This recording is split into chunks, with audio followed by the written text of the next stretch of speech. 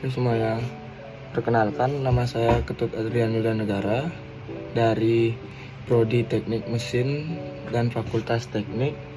Di sini saya akan membawakan materi tentang Science of Engineering Materials atau ilmu bahan teknik. Yang dosen pengampunya yaitu Profesor Dr. Cokordo Gede Tirtaninda, STMT.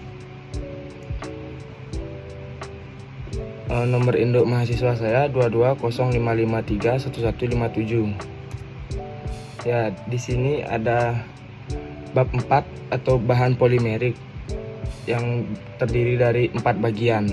Yang pertama ada bagian 4.4 berat molekul polimer. Yang kedua ada 4.5 definisi resin dan plastik.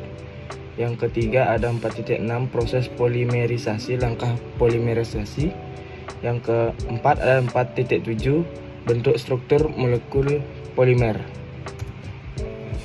Yang pertama ada 4.4 yaitu berat molekul polimer dalam senyawa murni dengan berat molekul rendah seperti sukrosa. Semuanya molekul-molekulnya berukuran sama sehingga memiliki molekul yang identik berat yaitu M.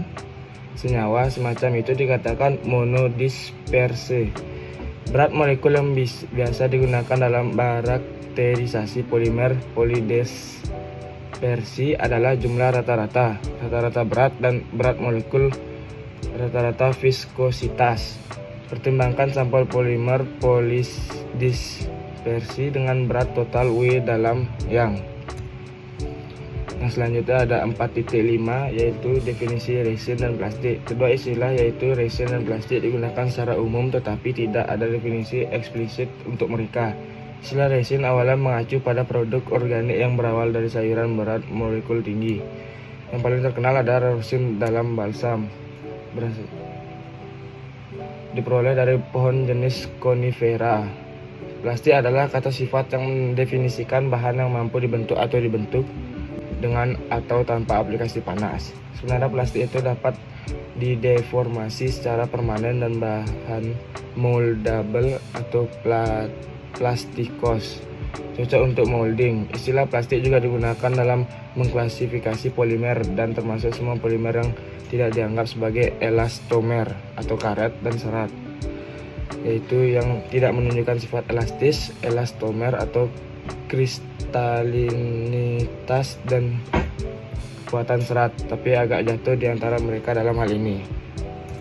Yang selanjutnya ada proses polimerisasi. Proses polimerisasi dibagi menjadi dua kelompok dikenal sebagai langkah polimerisasi dan rantai polimerisasi. Langkah polimerisasi ini terjadi melalui reaksi bertahap antara gugus fungsi reaktan 16,18 reaksi berturut-turut mengarah dari monomer ke dimer, trimer, tetramer, pentamer, dan seterusnya sampai akhirnya menjadi polimer molekul dengan tal DP terbentuk. Perlu dicatat bagaimanapun bahwa reaksi terjadi secara acak antara zat antara, misalnya dimer, trimer, dan lain-lain. Yang selanjutnya ada 4.7 bentuk struktur molekul polimer. Polimer dapat diklasifikasikan berdasarkan bentuk strukturnya. Molekul polimer sebagai linear, bercabang, atau cross-linked. 22 skema representasi dari jenis polimer ini diberikan pada gambar 4.6. Polimer linear adalah polimer di mana unit berulang dihubungkan bersama-sama dalam panjang terus-menerus, yang ada di contoh gambar 4.6a. Ketika terjadi cabang yang menonjol dari rantai polimer utama pada interval yang tidak beraturan, polimer disebut polimer bercabang. Mungkin ada cabang panjang atau pendek membentuk struktur seperti sisir, seperti contoh gambar 4.6b, atau mungkin ada cabang bercabang atau yang membentuk struktur seperti dendrit. Sekian dan terima kasih sudah memberikan saya waktu untuk mempresentasikan tugas ini. Mohon maaf bila ada salah kata atau kekurangan kata. Sekali lagi terima kasih.